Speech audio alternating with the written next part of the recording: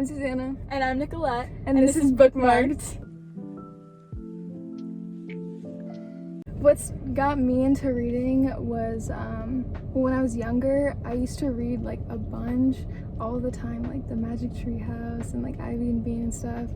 And then I stopped reading, but I started reading again in 2020 because my mom forced me to like read a book because she's like, you're inside, you're not doing anything, so start reading, and I've just been reading ever since.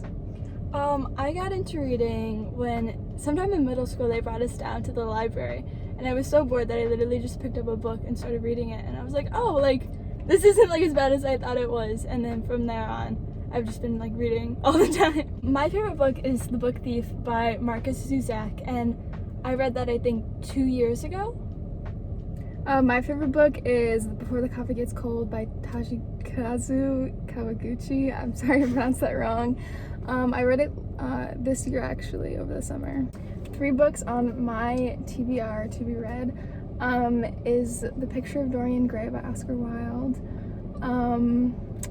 Things Have Gotten Worse Since We Last Spoke by Eric LaRocca, I think that's how you say it, and The Mothers by Britt Bennett.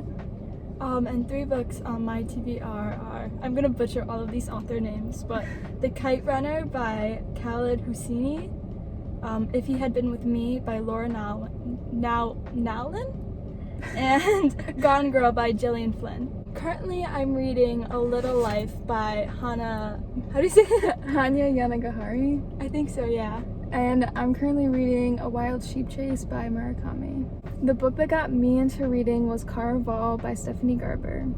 And the book that got me into reading was Flowers in the Attic by V.C. Andrews. If I could read one book again, like from the beginning without remembering anything, I would probably choose Verity by Colleen Hoover.